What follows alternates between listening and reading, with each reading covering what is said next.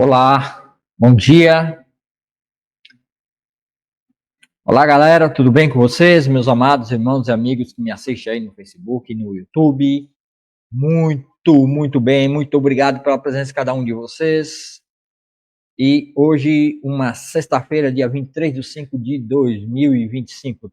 Seja todos muito bem-vindos, espero que vocês estejam todos bem, sejam todos muito bem-vindos ao nosso programa que tem a tendência de ser diário, o programa Palavra Viva, trazendo sempre aqui uma palavra da parte de Deus e orações para que Deus nos ajude a vencer e a passar por todos esses problemas e todas essas dificuldades que temos enfrentado nesses dias, principalmente no meio cristão, onde cada vez mais as igrejas têm entrado no seu estado de morte na UTI, por causa do abandono completo da exposição da palavra de Deus. Igreja que não tem doutrina, igreja que não expõe a palavra de Deus de Gênesis e Apocalipse, está fadada a sucumbir na UTI. Então, por isso, esse programa chamado Programa Palavra Viva é o programa dedicado a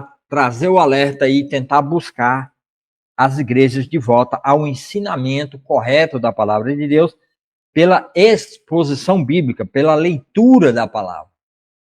Tá? Porque é isso que os reformados fizeram, mas após a reforma, alguns séculos depois, abandonaram a exposição da Bíblia, porque o inimigo criou, né, e ajudou a criar certos tipos de coisas dentro da igreja que mais atrapalha do que ajuda, e não permite que o cristão realmente tenha paz pelo processo do novo nascimento. Então, por isso, aqui no meu canal Palavra do Avivamento, eu tenho trazido a leitura dinâmica da Palavra de Deus. Já li a Bíblia, expondo ela aqui em vídeo, é só procurar, é só clicar aqui no meu canal, vai lá na onde ficam os vídeos de postagem, tem mais de 200 vídeos, e começa a assistir desde a explicação do capítulo 1 de Gênesis até o livro de Levítico. Eu parei no livro de Levítico para poder explicar a salvação, porque as coisas que foram ratificadas no livro de Levítico apontava para o Messias, para o anjo do Senhor que haveria de vir no futuro do povo de Israel que saiu do Egito, para nós é o passado, que é o nosso Cristo, Yahushua HaMashiach, Jesus Cristo, o Messias, que veio para salvar e redimir aqueles que buscam e invocam o nome do Senhor e crê que Jesus é o nosso único e verdadeiro Salvador e não há outro Salvador fora dele.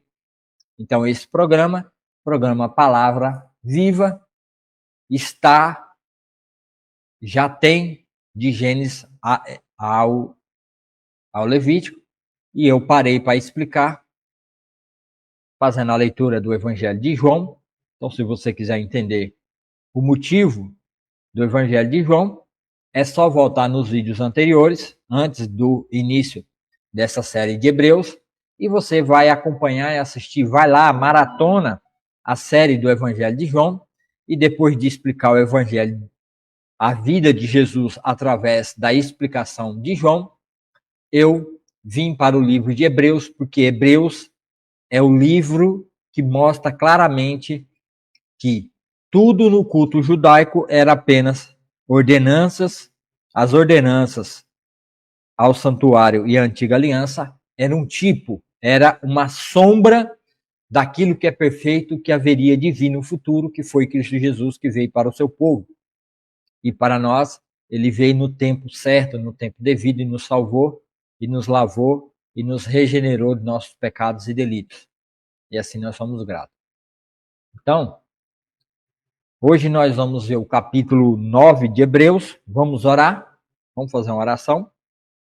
Eu estou ao vivo pelo Facebook. No YouTube será postado depois. Então, você que é meu seguidor aí no Facebook, dá o joinha no vídeo, deixa o comentário, se você concorda comigo ou não. E se inscreva ou pede para ser meu amigo no Facebook, ou me siga no Facebook.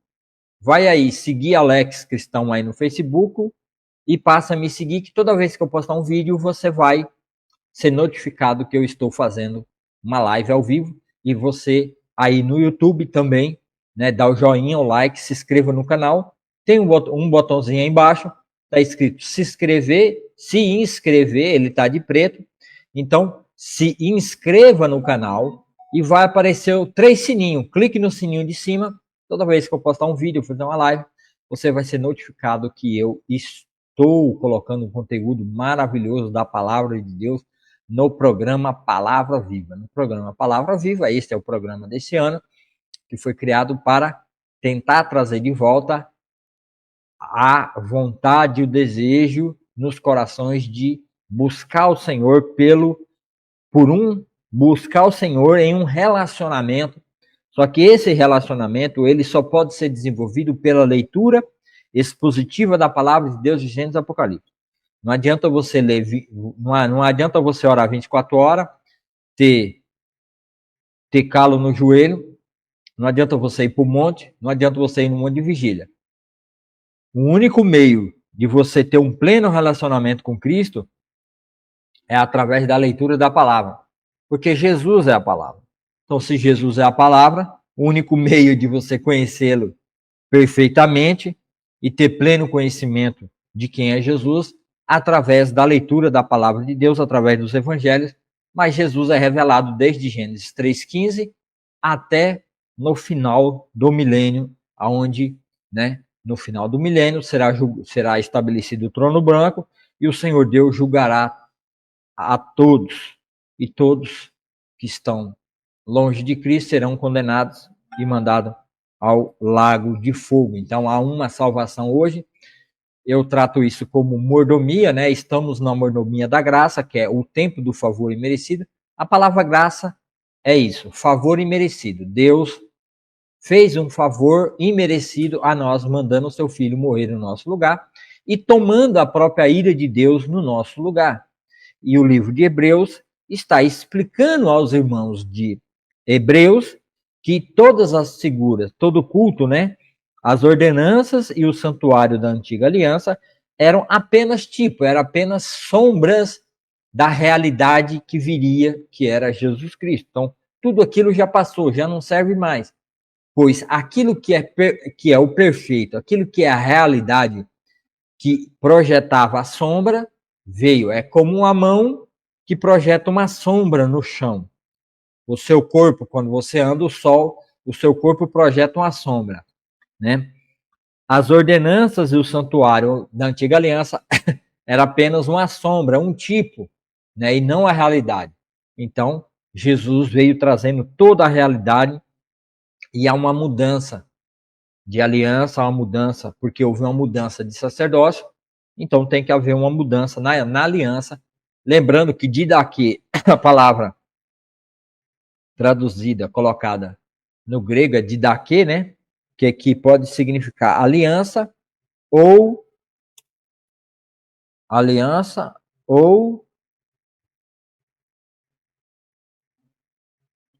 Peraí, pessoal.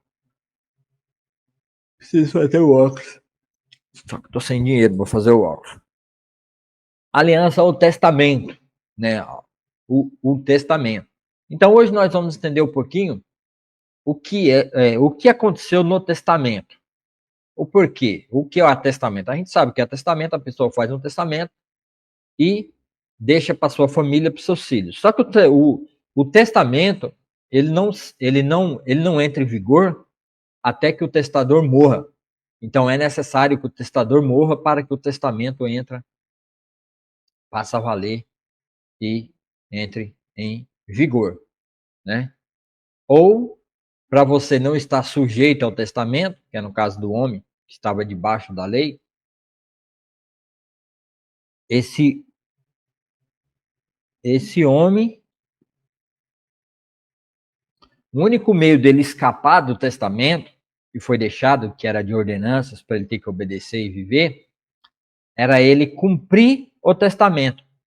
Só que o problema é que o testamento dizia que qualquer um que não cumprisse, nem que fosse uma letra, que não cumprisse um mandamento, esse deveria morrer. Então o povo de Israel estava debaixo de uma maldição, porque eles nunca conseguiram cumprir a lei de Deus como nação, tá? Como toda a nação, como indivíduos, teve indivíduos que conseguiu cumprir. Deus abençoou e salvou e guardou esses. Então, salva. Mas como nação, desde a adoração do bezerro de ouro, como nação, eles nunca conseguiram guardar toda a lei de Deus como nação. Então, por isso, vê a figura do rei, através da aliança davídica, que, através do filho de Davi, Deus traria a bênção definitiva sobre a nação de Israel, restaurando o reino, o trono de Davi e estabelecendo o trono dele para sempre. E no filho de Davi também se cumpriu a promessa a Abraão, né, que Deus jurou por ele mesmo, que num descendente de Abraão seriam abençoadas todas as nações da terra. E assim aconteceu, de fato e de verdade, nós fomos abençoados. Então vamos orar para que a gente possa entender tudo isso depois, tá bom? Senhor, meu Deus e meu Pai, obrigado, Senhor, pela tua graça, pelo Deus maravilhoso que o Senhor é. Nos ajuda, Senhor, a entender e compreender a tua palavra aqui no Hebreus 9, Senhor. Que a tua palavra traga entendimento, sabedoria, discernimento e compreensão das coisas que o Senhor tem preparado, que o Senhor preparou e fez e já realizou essas coisas por nós, tanto para o teu povo de Israel como para nós. Mas ainda o seu povo de Israel, ainda falta o cumprimento, Senhor, da profecia de Jeremias 31 ao 34, que o Senhor vai restaurar o reino a Israel e abençoará a sua casa, a morada, que será feita em honra do Senhor. E o Senhor se assentará no trono de Davi e restaurará o trono caído de Davi, o qual hoje não existe, mas será restaurado. E Jerusalém será a cabeça e sede de todos os povos, línguas e nações. O Senhor reinará perpetuamente naquele trono, Senhor, por 1000 anos, até que todos os inimigos sejam colocados debaixo dos seus pés, ó Pai. E assim todos os seus inimigos serão julgados e condenados e mandados ao lago de fogo, e assim o próprio Pai virá e viverá junto conosco, e nós viveremos junto com o nosso Pai eterno, qual nos fez para vivermos junto com Ele na eternidade. Obrigado por isso, obrigado por esse entendimento, obrigado por essa salvação. Que essa palavra entre nas mentes, nos corações de todas as pessoas que estão vindo agora ao vivo ou que vão ver depois. Abençoe essas pessoas, Senhor. Abençoe elas, que elas possam ter o pleno conhecimento da tua verdade, ó Pai querido, Pai amado. Ajuda-nos, Senhor, fazer e cumprir toda a tua vontade aqui na terra. Ajuda a tua igreja. Acorde o teu povo, Senhor, para essa realidade. Em nome de Jesus, amém. E amém.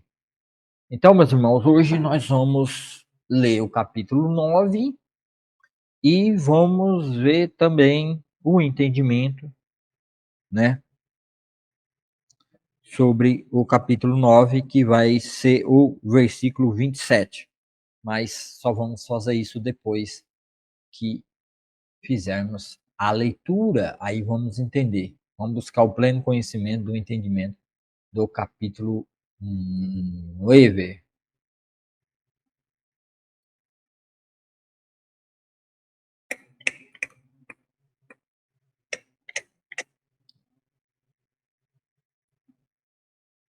Agora aqui no programa Palavra Viva, vamos ler a palavra do nosso Deus.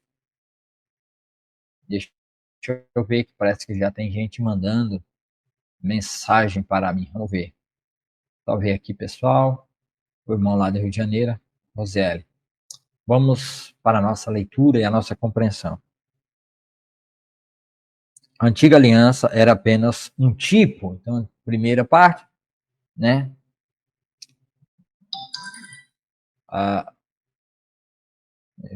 Mandou, gente mandando mensagem de novo. Vamos ver aqui quem está mandando mensagem.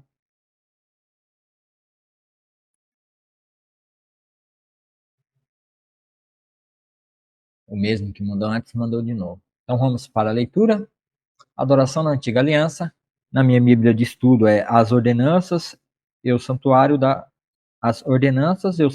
antiga aliança era apenas tipo, ou como está na descrição do vídeo, sombra. A primeira aliança tinha regras para adoração, bem como um santuário terreno, tabernáculo ou templo de Salomão. bem como um santuário terreno. Esse tabernáculo, né, ou santuário, ou templo de Salomão, era dividido em duas partes. Na primeira ficava o candelabro e a mesa com os pães da presença do Senhor.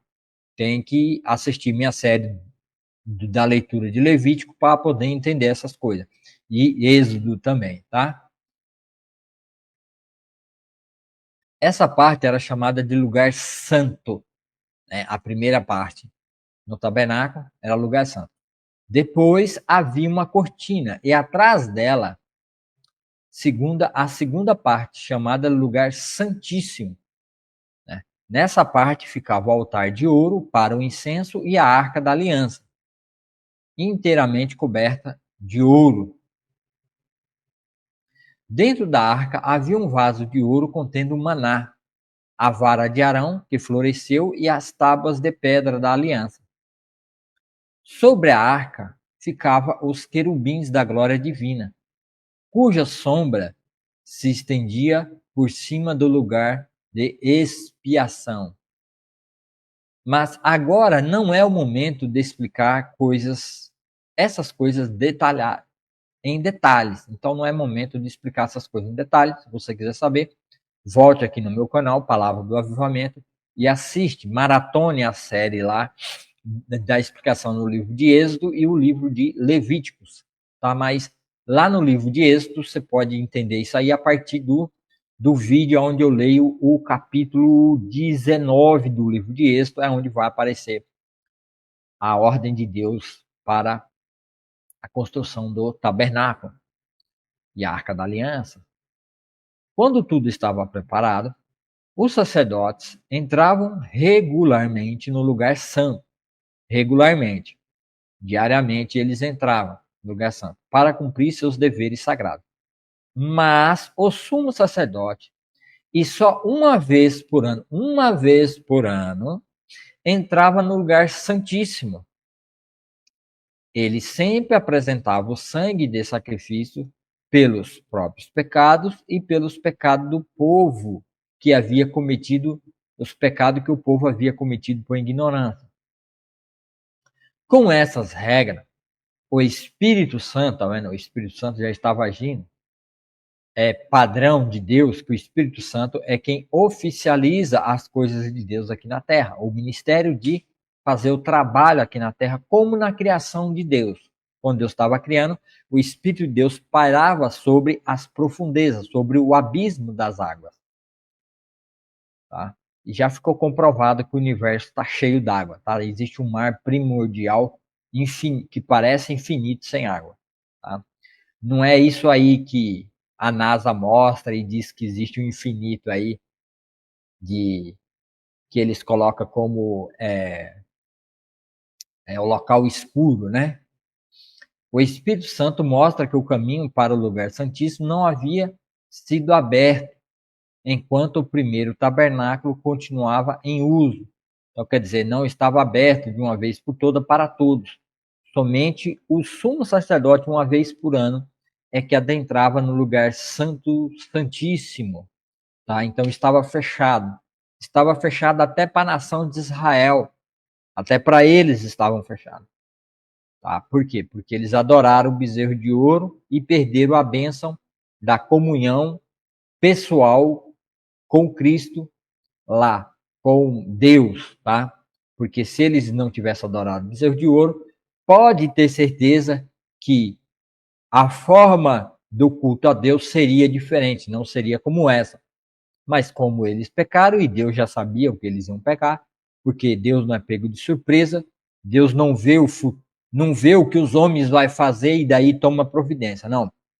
Deus já sabia do pecado e do erro da nação de Israel e preparou tudo aquilo que Moisés ia fazer, já existia no céu, que foi mostrado como exemplo das coisas finais que ia ser estabelecida por Cristo Jesus. Então, ele viu a sombra, ele viu o verdadeiro, mas não pôde ministrar dentro do verdadeiro, porque só quem podia ministrar dentro daquilo que era verdadeiro, que é verdadeiro, era quem fosse totalmente puro, limpo de mão inocente que não tivesse culpa nenhuma. E Moisés era pecador porque Moisés pecou contra Deus e Deus não permitiu que ele entrasse na terra prometida e tomasse posse junto com a nação de Israel. Ele morreu em cima do monte e foi enterrado pelos anjos do Senhor. Provavelmente foi anjos mesmo, tá? Judas fala sobre isso. Livro de Carta de Judas. Então, o tabernáculo e o templo continuavam em uso. Enquanto eles estavam em uso, o povo estava sem nenhuma possibilidade de chegar no Santo do Santo. Essa é uma ilustração que aponta para o tempo presente, pois as ofertas e os sacrifícios que os sacerdotes apresentam não podiam criar no adorador uma consciência totalmente limpa. Então, aqueles sacrifícios não conseguiam limpar totalmente o homem.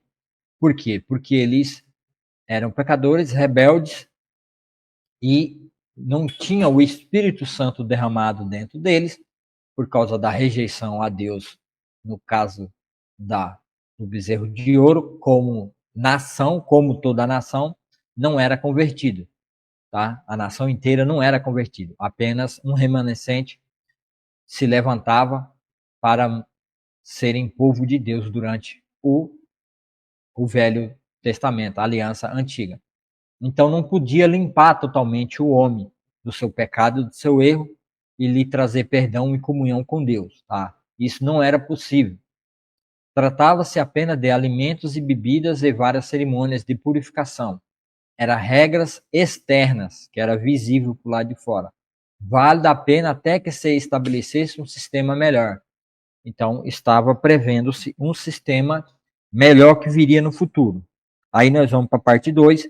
O santuário e o sacrifício da nova aliança são realidades. Então, Cristo é o sacrifício perfeito. Então, o santuário e o sacrifício da nova aliança, que a gente já viu no vídeo passado, a nova aliança, na parte 2 lá do Hebreus 7 e 8, Cristo se tornou sumo sacerdote de todos os benefícios agora presente. Ele é que ministra todos os benefícios. O que isso significa? Se Cristo se tornou sumo sacerdote de todos os benefícios agora presente, isso significa que todos os benefícios aqui, ó, todos os benefícios, está no plural, todos. Então isso significa que ninguém, quer nos céus, quer na terra, debaixo da terra, ou aqui na terra, pode ser mediador, pode ministrar, pode abençoar e dar todos os benefícios que agora é presente a nós, é nos oferecido. Então, a Senhora de Aparecida, ou Maria, dentro da Igreja Romana, não pode. Ela não é colocada. Cristo tornou-se um sacerdote de todos os benefícios agora presentes.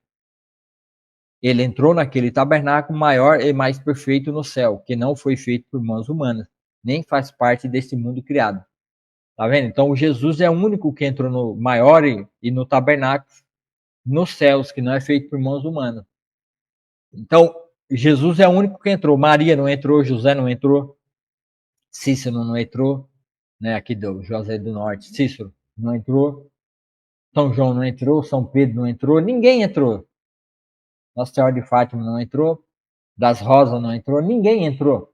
Espírito nenhum entrou, de qualquer outra religião afro. Ninguém, nada entrou lá no santuário. A Bíblia declara, a palavra de Deus aqui deixa muito bem claro que somente Cristo é que tem todos os benefícios para dar. Ele não compartilhou esses benefícios com os outros irmãos, nem com sua mãe Maria e nem com qualquer outra ser. Somente Cristo é o único sumo sacerdote perfeito, porque ele era 100% Deus. E a ira de Deus era infinita para ser derramada sobre todos os inimigos de Deus, que nós éramos inimigos de Deus. Então, como nós não somos infinitos, se Deus derrama a sua ira, nós não temos na carne condições de ser um ser humano infinito para que a morte não nos atingisse completamente. Somente Jesus, que é Deus, que tem um corpo que tinha um corpo totalmente santo, perfeito, obediente ao Pai até a morte, infinito, num valor infinito. Tudo no corpo de Cristo tinha valor infinito. Então isso, ele é o sumo sacerdote adequado para se oferecer melhor do que os animais, que era infinito, que morriam, sofria da degradação da própria entropia, né? A segunda lei da termodinâmica, que é a entropia, que tudo se degrada se não for mantido em ordem, né? Se a energia não for preservada. Então tudo isso entrava em deterioração e não servia para que a ira de Deus caísse sobre esse corpo, para que a ira de Deus fosse satisfeita no infinito, que nós não temos como calcular e medir, saber distância, profundidade do que é sofrer infinito. O Filho de Deus, Jesus, sabe o que é sofrer infinito. Maria, chamada Nossa Senhora aí, Maria não sabe o que é sofrer infinito, porque não foi derramado sobre Maria a ira de Deus, então ela não pode interceder, ela não é adequada, ela não é sacerdote. E sacerdote no templo e na lei e na aliança mosaica e no testamento, mulher não tinha o direito e não podia ser sacerdotisa. Então Maria não pode assumir um lugar de sacerdote e ser nossa intercessora, nem diante de Jesus e nem diante do Pai. Tá? Porque Jesus nos chama de amigo. Tá? Jesus fala, vocês são meus amigos, meus filhos. Não precisa de mediador. Eu não preciso de Maria para mediar até o filho. Eu não preciso de Moisés, eu não preciso de Santo Antônio, eu não preciso de Padre Inciso, eu não preciso de ninguém. Eu posso ir diretamente, porque ele disse que nós somos amigos dele. Então ele entrou naquele santuário e se tornou perfeito, né? Com o seu próprio sangue e não com o sangue de bodes e bezerro. Entrou no lugar santíssimo de uma vez por todas e garantiu redenção eterna, tá vendo? De uma vez por todas ele garantiu redenção eterna. Então, né, na igreja romana aí que a missa é um sacrifício, né? A morte de Cristo toda vez sendo feita de novo, tudo isso aí é mentira. Não acredite nisso aí, tá? Tá bom? Não acredite nisso aí, tá bom? A missa não é, de novo, a morte de Cristo para benefício daqueles que crê. Jesus já morreu, já entrou no lugar santíssimo de uma vez por todas. Todas, ó, de uma vez por toda, nos garantiu redenção eterna. Tá vendo? De uma vez por todas. Não precisa mais ficar fazendo e repetindo, né, a missa sacra da morte de Cristo. Isso aí é idolatria, isso aí não serve para o Pai. Se, portanto, o sangue de bodes e bezerro e as cinzas de uma novilha purificava o corpo de quem estava cerimonialmente impuro, imagine como o sangue de Cristo purificará nossa consciência das obras mortas, para que adoremos Deus vivo. Pois, pelo poder do Espírito eterno, Cristo ofereceu a si mesmo a Deus como sacrifício perfeito. Ó, tá vendo? Sacrifício perfeito. Não precisa de um sacrifício todo domingo, sacrifício de Cristo, missa de Cristo. Não. Nem como símbolo, nem como sombra, nem como um tipo, nem como um substituto. Nada disso, tá? Nada. De uma vez por toda. Ofereceu a si mesmo como sacrifício perfeito. Por isso, ele é o mediador da nova aliança, para que todos que são chamados recebam a herança eterna que foi prometida, porque Cristo morreu para libertá-los do castigo dos pecados que haviam cometido sob a primeira aliança. Tá? Tinha cometido sob a primeira aliança. Quando alguém deixa um testamento, é necessário comprovar a morte daquele que o fez. Tá? Então, quando alguém faz um testamento, é necessário mostrar a morte daquele que o fez. Ou testamento ou aliança, né? O testamento só se torna válido após a morte da pessoa. enquanto ela ainda estiver viva, o testamento não entra em vigor. Tá? Então, enquanto a pessoa estiver viva, o testamento não entra em vigor. Isso aqui está no verso 17, né?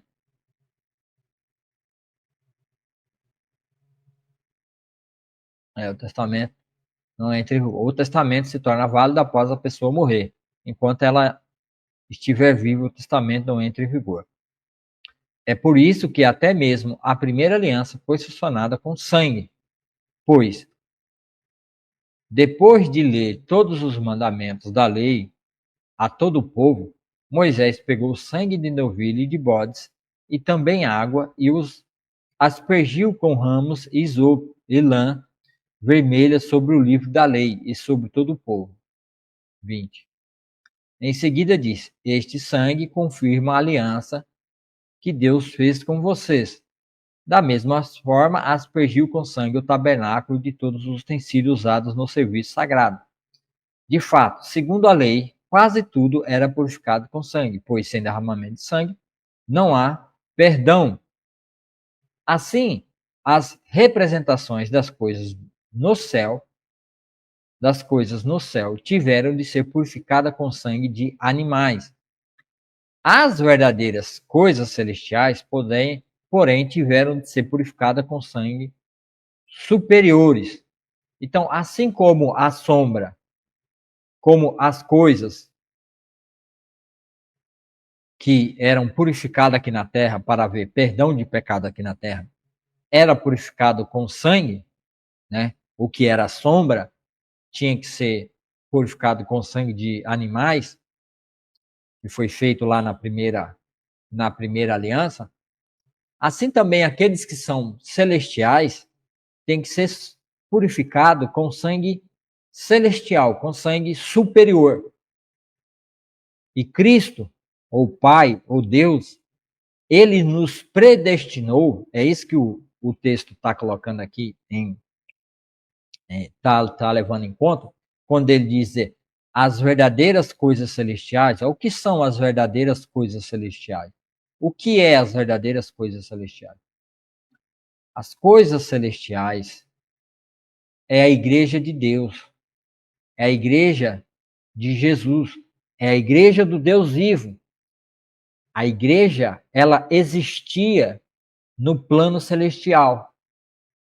Tá? A igreja ainda não tinha sido revelada, ela não existia até Jesus morrer naquela cruz e santificar a igreja que ia nascer em Atos 2. Então a igreja é celestial, ela é do céu, ela é do reino do céu, ela não é da terra. A igreja não tem uma unha sequer de herança aqui na terra. Nós não somos donos de nada aqui na terra.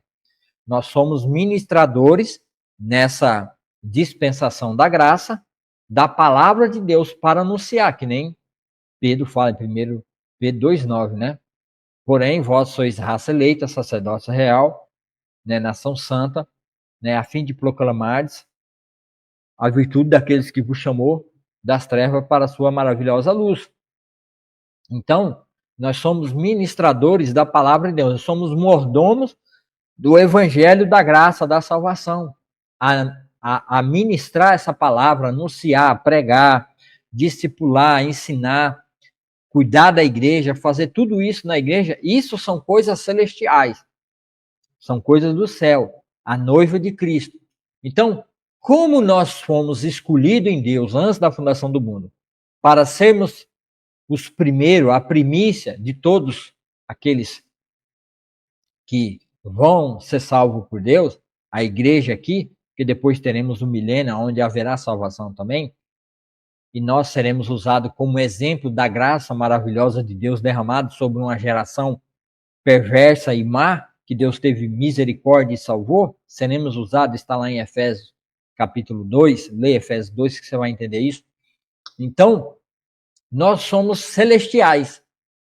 Então, as coisas celestiais, elas não podem ser purificadas com sangue de animais, porque sangue de animais era apenas para purificar o homem terreno da sua imundícia aqui na terra, das suas coisas. Tá? Então, das suas mazelas aqui na Terra. Agora, as coisas celestiais que somos nós, que é a igreja de Jesus que nasceu em Atos 2, ela não pode ser limpa com coisas terrenas, com sacrifícios e através de leis e ordenanças. Então, por isso, Jesus, sendo o próprio Deus, veio para morrer e nos purificar e nos limpar dos nossos pecados e delitos, porque nós somos do céu, nós somos do céu, nós não somos aqui da terra. O povo de Israel é da terra. Sacrifícios, né, e lei, e ordenança, né, ordenanças e santuário, coisas terrenas. Israel é terreno, é povo de Deus. Vai vir um milênio onde o povo de Deus, Israel, né, na terra deles vai perpetuar e vai ficar por 1000 anos, sendo cabeça de todos os povos, línguas e nações. Nós somos terrenos. Nós não somos terreno, nós somos do celestial, nós somos algo que nunca existiu. A igreja não é Jesus e Jesus não é a igreja, que nem prega e ensina os amilenistas aí, né? Que diz que tudo já se cumpriu no passado e que a igreja vai vencendo, vencendo, até estabelecer o reino de Deus aqui na terra. Não, isso não existe. Tá? Isso é um engano hermenêutico e exegese, uma interpretação errada. Tá? Então, as verdadeiras coisas celestiais, porém, tiveram de ser purificadas com sacrifícios muito superiores, pois Cristo não entrou no santuário feito por mãos humanas, no templo de Salomão, mera representação do santuário verdadeiro no céu. Então era mera o santuário aqui na terra, o templo de Salomão, o templo de Herodes, é porque Jesus estava vivo, era uma representação daquilo que é real e verdadeiro. Ele entrou no próprio céu a fim de agora se apresentar diante de Deus em nosso favor, como o sumo sacerdote entrava no Santo do Santíssimo. Agora Jesus entrou no céu, na presença de Deus, que é a realidade. E ele não entrou no céu para oferecer a si mesmo repetidamente. Então, cada missa, né, aí que fala que a missa é um sacrifício de Cristo, não, isso não existe. Isso aí foi para prender os homens em uma idolatria, em um culto pagão idólatra que não existe. Tá? Quem faz isso está errado. Não entendeu e confunde as coisas de Deus. Ele não entrou no céu para oferecer a si mesmo repetidamente, como um sumo sacerdote aqui na terra, como um sumo sacerdote tinha que fazer na velha aliança, que todos os anos entra no lugar santíssimo com o sangue de um animal. Se fosse assim, ele precisaria ter morrido muitas vezes. Então, quer dizer, a missa é matando Jesus de novo e de novo e de novo. Então, isso não existe. Tá? Isso aconteceu no Velho Testamento. Mas essa doutrina veio para dentro da igreja romana por causa que eles dizem que eles são a continuação de Israel. Eles são Israel de Deus. Igreja nenhuma é Israel de Deus. Desde o princípio do mundo. Mas agora, no fim desses tempos, ele apareceu de uma vez por todas, tá vendo? Ele sempre repete de uma vez por todas, para remover o pecado mediante sua própria morte em sacrifício. E assim como cada pessoa está destinada a morrer uma só vez, e depois disso vem o julgamento, também Cristo foi oferecido como sacrifício de uma vez para tirar os pecados de muitos. Ele voltará não para tratar de nosso pecado, mas para trazer salvação a todos que o aguardam com grande expectativa. Então, esse é um entendimento correto desse texto. Tá? Então, aqui a gente acaba de ler o capítulo 9. E no 9:27 tem uma nota aqui para a gente poder entender melhor. 27. E assim como cada pessoa está destinada a morrer uma só vez, e depois disso vem o julgamento. Tá? Então, nós vamos entender aqui o que é, né, esse 9:27, que é o julgamento. Tá?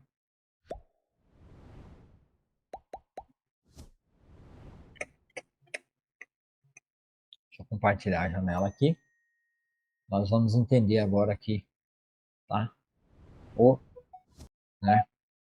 No meu canal aí, ó, você que está no Facebook, tem um link na descrição do meu vídeo aí, ó, é esse link aqui, ó.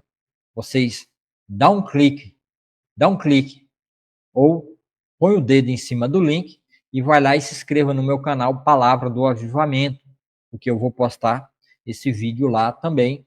E às vezes eu posso trazer palavras, explicações ou colocar vídeo somente lá. E lá no canal Palavra do Avivamento você também tem uma série de leitura expositiva da Palavra de Deus, de Gênesis até o livro de Número, né? Mas eu parei no livro de Número, e para poder ler o Evangelho de João e a carta aos Hebreus. E também lá eu li o livro de Jó inteiro, explicando o porquê do livro de Jó, tá? Então, maratone, vai lá e maratone todos os vídeos lá, tá bom? Para você ter um pleno conhecimento da revelação de Deus através mostrando a vinda do seu filho, que é a Ruth Hamashim. Então, aqui nós temos uma explicação no capítulo 9, verso 27 do texto de Hebreus que a gente leu, né? E como aos homens está ordenado morrer uma só vez, vindo depois disso o juízo. Tá? Então vamos entender aqui, ó. Morte física, resumo. A morte física é uma consequência do pecado, Gênesis 3:19. Não vou lá ver o texto, que senão a gente vai ficar aqui e o vídeo vai ficar muito maior, e meus vídeos eu tô vendo que tá ficando muito grande. Então quero diminuir o tamanho dele, tá? Então, Gênesis 3:19. A universalidade da morte demonstra a universalidade do pecado. Então, assim como a morte entrou para todos os homens, assim também o pecado se tornou universal a todos os homens. Mas eu acho interessante a gente entender a respeito dessa morte. Vamos ver aqui em Gênesis 3:19. Gênesis 3:19 diz o seguinte: ó, a maldição imposta no homem na terra, depois que ele comeu do fruto que não era para comer. Do suor do teu rosto comerás o teu pão, até que tornes a terra, porque dela foste tomado, pois tu és pó, e ao pó tornará. Do suor do teu rosto comerás o teu pão, até que torne a terra, até que morra de novo, até que vire pó de novo, até que o homem se entra em deputrefação e volte de novo, né? Que Deus tomou os elementos aí da tabela periódica para fazer o homem, né? Tomou aí da criação do próprio Deus para poder fazer o homem e soprou fôlego de vida nas suas narinas. Então o homem agora ele passou a ser um ser morto. E a respeito disso, né? Assim como a morte é universal e passou a todos,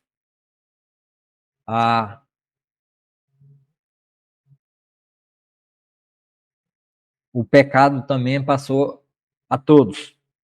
Romanos 5, do 12 ao 14. Pelo que, como por um homem entrou o pecado no mundo, pelo pecado a morte. Tá vendo? Assim também a morte passou a todos os homens, porque todos pecaram. Pois antes da lei estava o pecado no mundo, mas não havendo lei, o pecado não é creditado, não é levado em conta. No entanto, a morte reinou desde Adão até Moisés, mesmo sobre aqueles que não pecaram à semelhança da transgressão de Adão, que é a figura daquele que haveria de vir. Então, Jesus é a figura daquele que haveria de vir, a morte física. Tá? 2. A morte física afeta apenas o corpo e não significa o fim da existência nem da consciência. Tá? Abacuque 2:5. Vamos ver aqui, Abacuque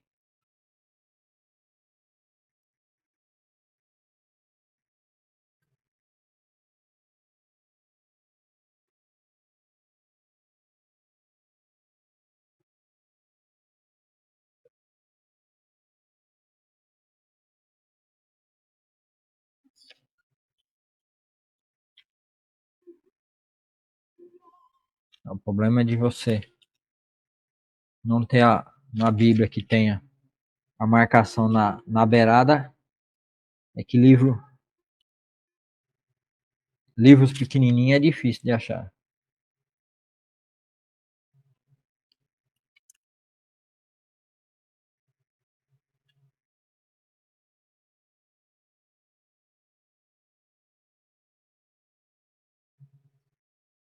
Oséias,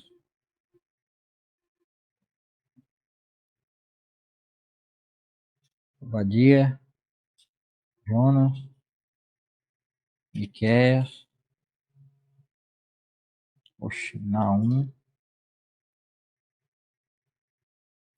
Sofonias, Abacuque.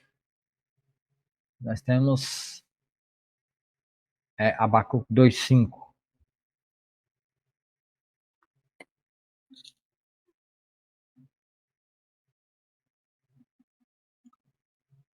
Tanto mais que por ser dado ao vinho, é desleal. Um homem soberbo que não se contém, que alarga como o sepulcro e o seu desejo é como a morte, que não se farta. Ajunta a si todas as nações e congrega a si todos os povos. Aqui está falando 2:5. No Antigo Testamento, que é o Sheol, o lugar dos mortos. Primeiro, portanto, refere-se à sepultura onde cessam todas as atividades físicas humanas, o destino de todo ser humano. 2. Ao homem debaixo do sol, o homem natural que necessitamente. Então, quer dizer, o capítulo 5 de Abacuque está falando de um lugar onde é o sepulcro, que é, no caso aqui, sepulcro, numa tradução, né, é o Sheol, é onde os homens viverão, aonde é o seio de Abraão, né? Então, aonde, né, a existência da consciência, onde o homem está consciente, né? E vê nota. Acabei de ver a nota, né? Do 2:5, né? Ao homem debaixo do sol, o homem natural que necessariamente julga pelas aparências. O Sheol nada mais é do que a sepultura, o fim e a cessação total, não só das atividades da vida, mas também da própria vida. Eclesiastes 2, 3. As escrituras revelam o Sheol como lugar de fogo, odor. Daniel 32, 22, 2 Samuel 22, 6, onde são lançados os ímpios e onde permanecem plenamente conscientes. Tá vendo? Eles são conscientes. O Sheol do Antigo Testamento e o Hades do Novo Testamento são a mesma coisa. Veja Salmo 16:10, Atos 2:27 e Atos 13:35, referências. Veja Lucas 16:23, 1 Pedro 3:19, Apocalipse 20, versículo 5, e vê notas sobre esse versículo. Então, vejam, né? Então, existe. O homem tem a sua consciência. 3. Toda morte física sempre termina em ressurreição do corpo. Veja a ressurreição em Jó 19:25.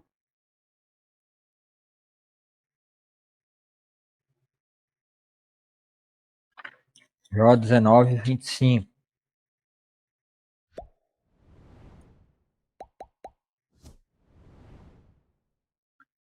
Eu sei que o meu Redentor vive e que por fim se levantará sobre a terra. Tá? Então, Jó aqui está falando que o Redentor vive e por fim ele se levantará. Tá? E 1 Coríntios 15:52. Ó morte, onde está a tua vitória? Onde está pois o aguilhão da morte é o pecado. Então, 1 Coríntios 15:42. Romanos, 1 Coríntios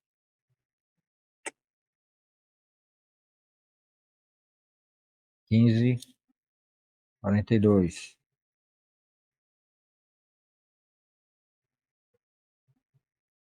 Assim também a ressurreição dos mortos. Semeia seu corpo em corrupção e é ressuscitado em incorrupção. Então, primeiro morre e depois vem a ressurreição. Tem que morrer por causa da corrupção de corpo. Esse corpo tem que ser transformado. Então, há necessidade de uma morte física.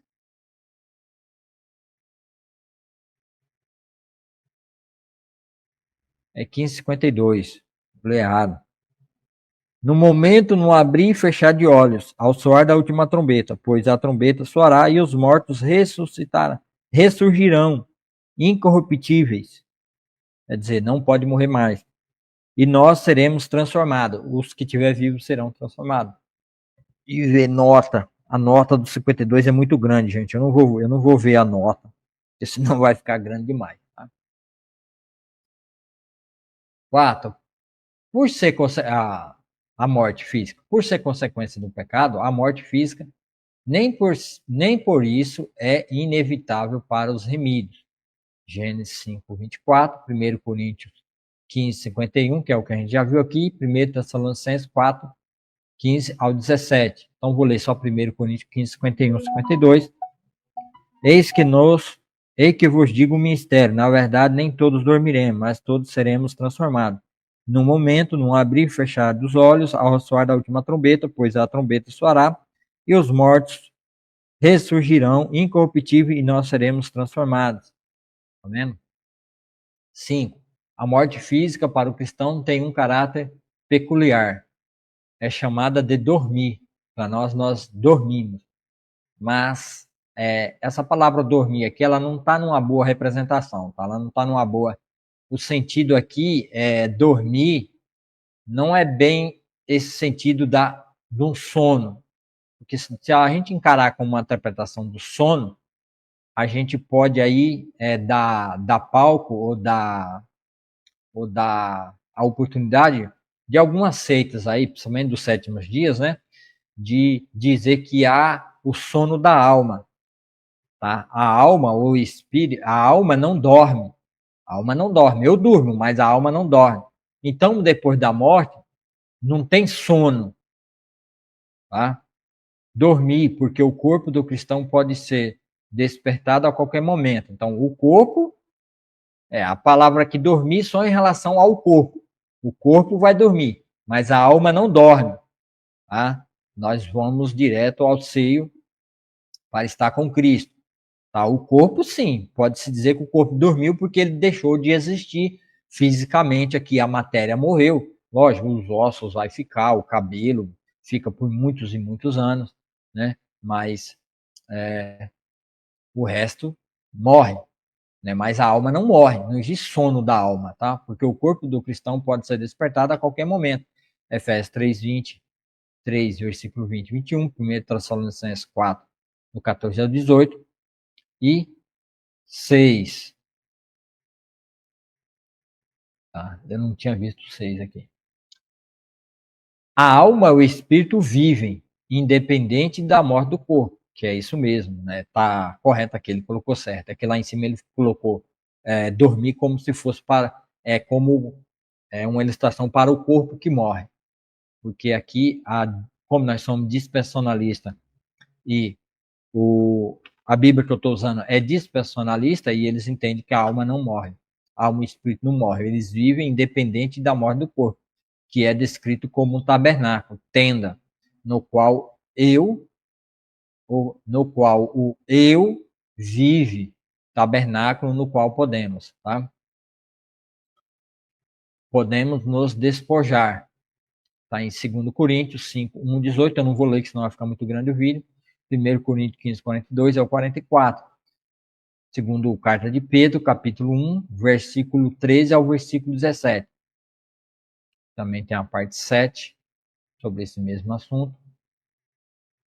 7. Quando o cristão morre, ele está imediatamente com o Senhor. Foi o que eu disse. Ele está imediatamente com o Senhor. Tá? E seu corpo aguarda a ressurreição enquanto Cristo retornar. Então, o corpo aguarda a ressurreição quando Cristo retornar. 2 Coríntios 5, 1 a 8, Filipenses 1 a 23, 1 Tessalonicenses fala sobre o arrebatamento da volta de Cristo, arrebatamento da igreja. fala sobre o levar a igreja, não que tenha a palavra arrebatamento lá, tá? Mas a retirada da igreja da terra, nos ares com o encontro em Jesus. Quando a morte de Cristo. Quanto à morte de Cristo, veja Mateus 27, 50 e nota. E aqui a gente encerra, tá? E a gente encerra essa explicação, eu encerro aqui essa explicação. Ou amanhã ou depois teremos aí a explicação do capítulo